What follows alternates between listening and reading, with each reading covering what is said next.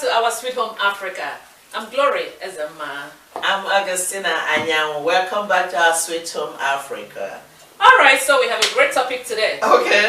It's our advice to mother-in-laws. Mother-in-laws? That's true. Alright, let's hear Mother-in-laws, mother-in-laws, mother-in-laws. All over the world. We hear so many stories about mother-in-laws. Okay. We hear good stories, we also hear bad stories. Mm-hmm. But, let's give a little advice that we think might help the mother-in-laws. Because actually, we're going to be mother-in-laws too.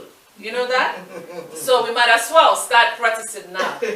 Alright, so, and this advice is not just for women, it's for men too. Because you might have your mother-in-law living with you, or she might not be living with you. But all the same, we can all benefit from it. So, my dear friend. My sister. You've heard so many stories about mother-in-laws. We all do. That's true. We had the good, the bad, and the ugly. Exactly. Alright. Okay, so we'll dive into the topic. Okay. And like we said, we're all women. Yes. So it doesn't matter how you treat someone, it might come back to you. Like I said, if you treat someone good, you will get it good. If you treat someone bad, you will get it bad. So life is a process. It could be you today and it could be another person tomorrow. So it's a journey that we're all traveling. We're all women. If you have children, somehow, somewhere, you will end up being a mother-in-law. So let's address mother-in-laws. So go ahead, my friend. Thank you, my dear. When it comes to mother-in-law, as a person, I have had a lot. I used to have mother-in-law. Right this moment, I think that cloud, that shadow, that a whole lot of young ladies, they imagine, like, who am I getting? Where am I going? And some of them already have tough skin. Like, okay, I'm not going to deal with her. So, we just have to give advice as to be able to erase the fear, even to the young ones that are coming, and to the women, when your work is done of raising your children. As a mother, that's true. As a mom, as a shepherd, as a guardians. Once your work is done, and your son or your daughter decides, okay, mommy or daddy, I'm grown. This is my fiancé. This is who I want to marry. Okay. It didn't say this is who we want to marry. It's who I want to marry. That's true. So once that word come out of their mouth, you say, okay, you can ask the necessary questions, but your job is to encourage your son not to break them. Just encourage your son. Encourage your daughter. Welcome with open arms the one that is coming in. You are getting. If your son is going to marry somebody else, you're getting a daughter plus your son. And if your daughter is going out to marry, it's the same thing. You are getting. Don't act like you're losing. Because when you feel that way and act that way, then you will lose. Exactly. So you got to make the one coming in. You got to have that receptive mind. You got to make sure you welcome them. You got to make sure you don't focus on their weak point. So you make sure that you advise them and let their marriage, let them grow, let them be, let them fix and solve their own problems. You're not going to put yourself in the middle of their marriage. Even the grown ones already, like, the grown women here already, that their mother is living with them. Your job is to sit down, relax, because you have done your deed. That's true. Enjoy whatever they give to you. Be grateful because you're still alive for a reason. It's not to come and dissolve your child's marriage. It's not to come and decide, my daughter pays all the bill. My daughter do this. You don't do nothing. If your daughter start complaining to you, mommy, my husband, you say, you find your husband for you. Two of you deal with it. Let them fix their own problem. Stop engineering something that will eventually cause division in the marriage. Try to help to build them up. Instead of your advice, word from your mouth will make the man of the house start running helter-skelter. Try to make sure, even if they're having problem before you come, once you come, be a glue. Bring them back together. Do not help them to split. The new ones coming, please know that your husband to be or your husband already is not alone by himself. Do not cut off the relationship he has with his family before you get there. Help him, even if they have problem. You can help them to amend it. That's true.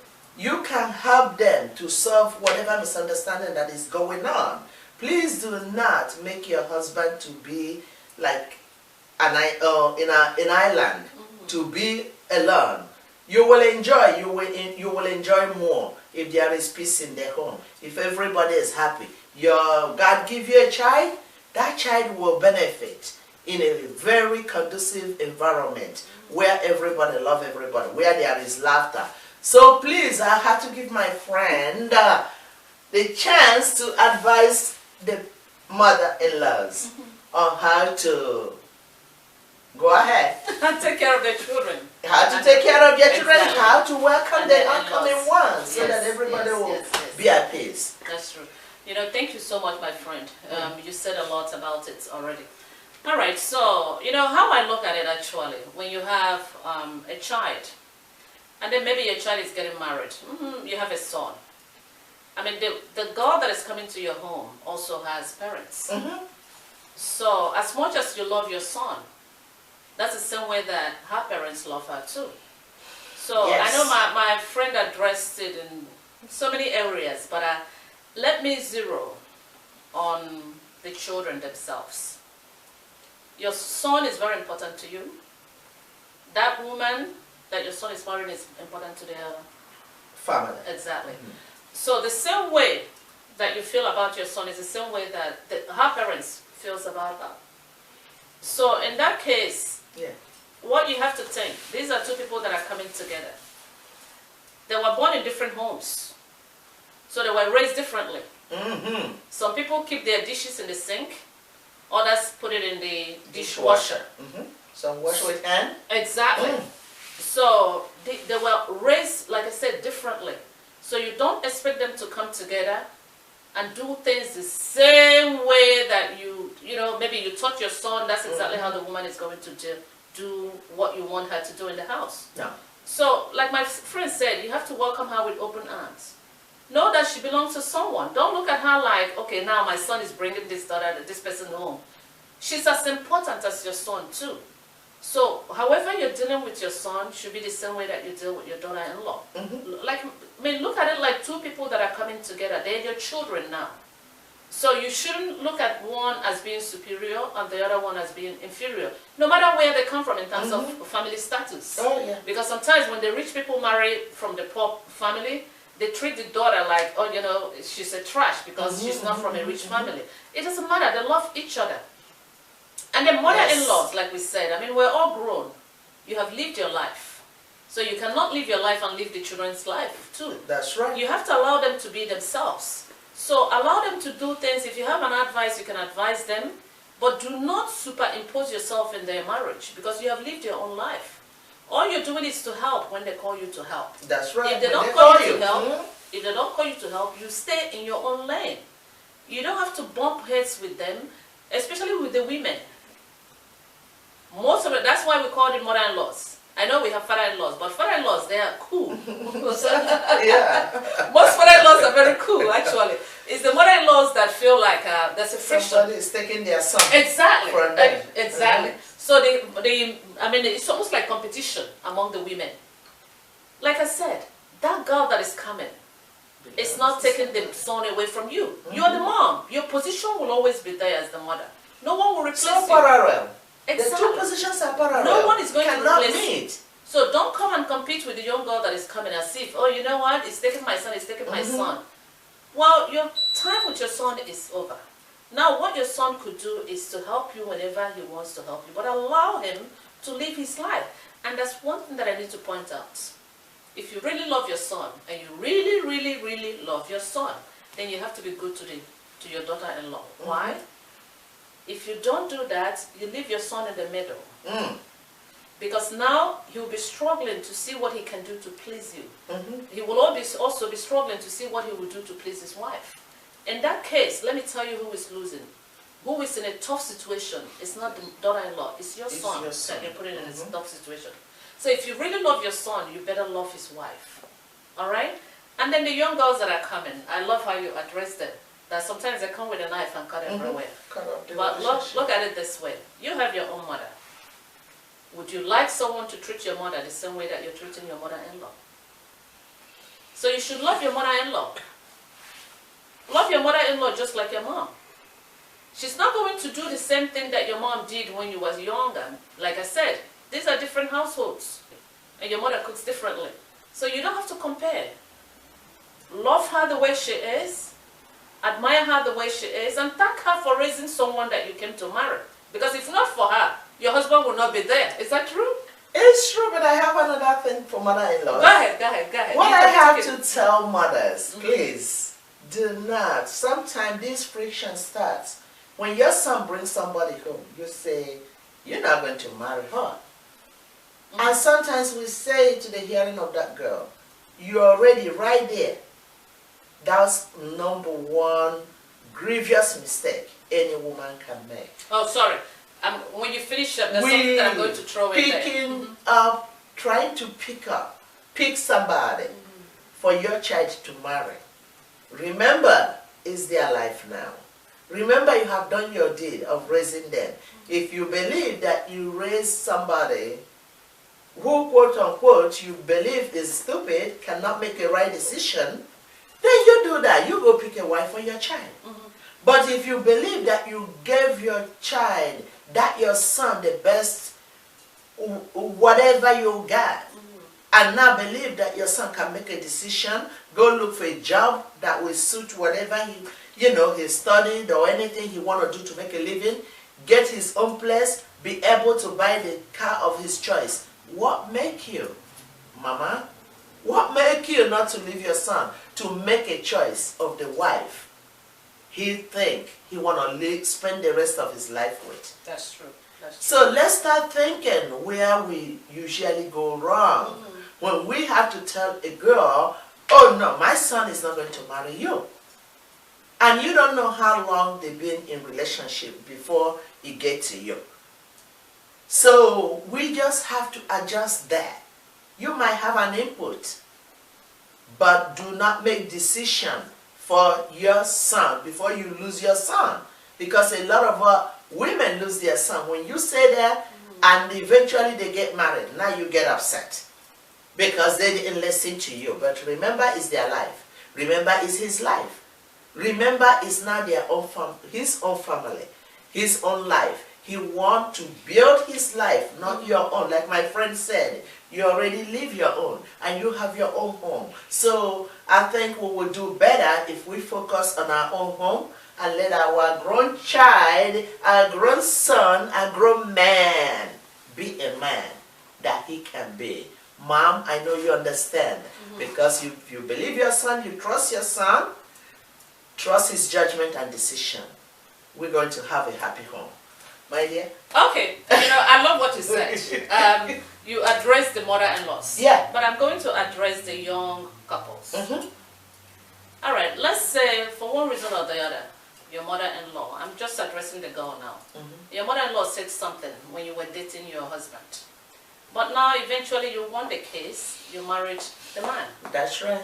You have to learn to forgive whatever she said. Yeah. Because actually, when she said it, she didn't know who you are. She said it based on assumption. She looked at you like, I don't think this girl is good for my son. So even if she said it then, you shouldn't hold it against her forever. Because, you yourself, there's something that you must have said even to your friend or something that you let go. So why wouldn't you let it go just because it's your mother-in-law? It was a comment that she made based on her own assessment because she didn't know you too well then. She didn't know what you're capable of. She didn't know your personality. So it was an assumption. So you must let go because you shouldn't dwell on that forever. Because once you dwell on that, don't forget, when your husband is not happy, the way that you're treating his mother, he will not be happy with you, no matter what. He might pretend, but you're keeping your husband miserable by being mean to his wife. To his mother. If you're nice to his mother, I'm telling you, he will love you even more. And then the young man, yourself, that your mother made such comments? Maybe your mother called you in the bedroom and told you this. Why did you go and tell the girl and say, my mother doesn't like you? So in that case, you caused the problem for yourself when you look at it. So it's your responsibility now to go back and apologize to your wife and tell your wife that, you know, my mother said it because she didn't know you then. So we have to be very careful. Every human being has a reason to assess a person how they want to assess the person. And they have a reason to voice their opinion. If it is bad, no problem. If it is good, no problem. But at the same time, if things have come together to work for good, we just have to move on. All right? Yeah, we got to forgive. And then going back to the husbands. When you know your mother-in-law, your mother so well, and even you know your mother-in-law so well, you grew up with your mom, so you know what your mom can say and what your mother cannot say. It is your responsibility as a man that is standing in the gap between this young woman and your mother to go and talk to your mother and say, look, this is my wife, and I want you to respect her as much as you can respect a daughter. Treat her like your own daughter. Do not discriminate against her. If you make her a stranger, then she will make my life miserable. So it's your responsibility to mend any fences between your mom and your wife. So women, we have our own things. Everybody knows women don't usually, sometimes they have to find a reason to argue or to do something. But it's the responsibility of the man to mend those fences. Talk to your mother-in-law, talk to your mom, talk to your wife, and bring all of them together so that you will be happy yourself. Because as much as you might pretend like you're happy, I'm telling you, when there are frictions among those women around you, you are not happy. That's right. So my friend, I don't know if you have more things to say. My friend, we said so much. All we are talking about is because we want a better world to live in. Chaos, confusion, argument, name callings, bitterness, all those things do not move a family forward. So when there is peace, the family will have enough happiness and joy to share with neighbors. And the oncoming baby, by God's grace, will be able to, you know, be able to flourish and just spread his or her wings and see happiness and be able to give it out as he or she grows up. So that's why we are saying charity begins at home. Mom in particular, do not let the name people give mother-in-laws, because this is our generation. We need to cut that and take things the way they come and let our children make their decision who they want to marry, and then be able to advise them if it's necessary. The best advice is the one you give when it's needed. Do not impose yourself on your children's life unless they call you. If they don't call you to come and babysit, leave them alone.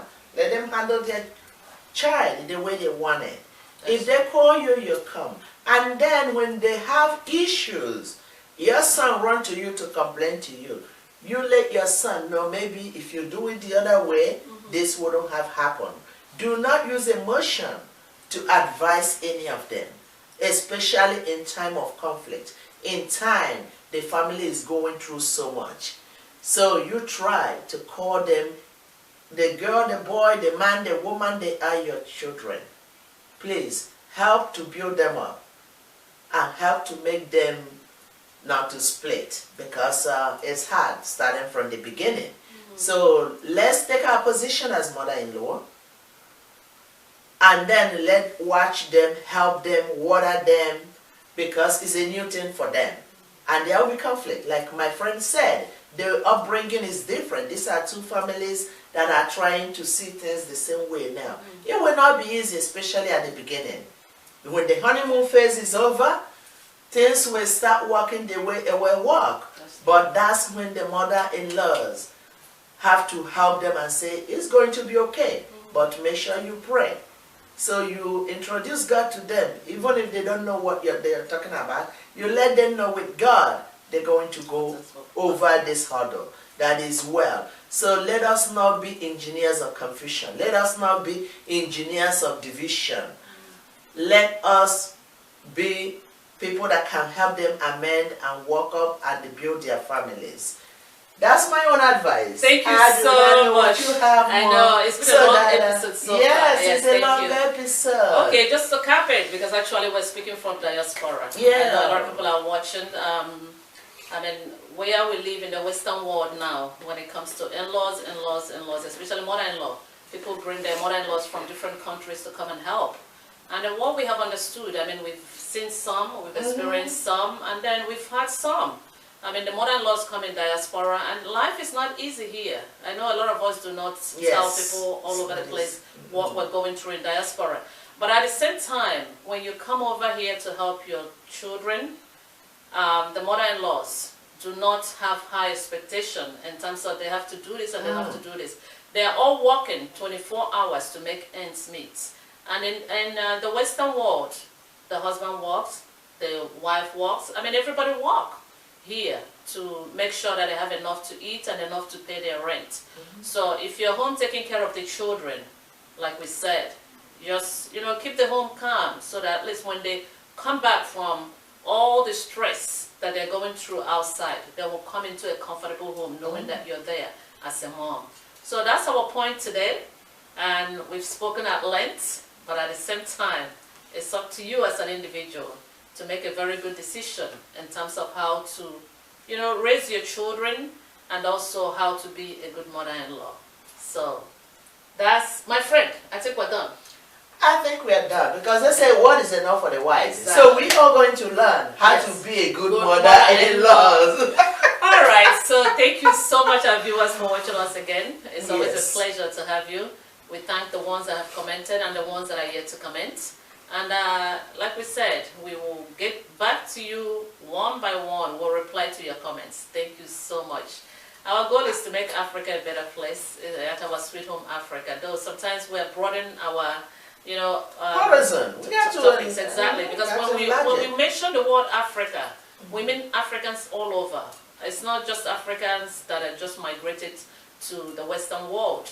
We're addressing all Africans wherever you are. There are certain things that we need to change to make our life better. So that's our point. Thank you so much for watching us. Thank you so much for watching us. Sweet watch Home us Africa. Again Yes, next week every Saturday. Africa. And thank you. And God bless you. And subscribe. Yes. Subscribe and subscribe. And See see you next week. Thank you. All right. Thank you. Bye-bye. We love you.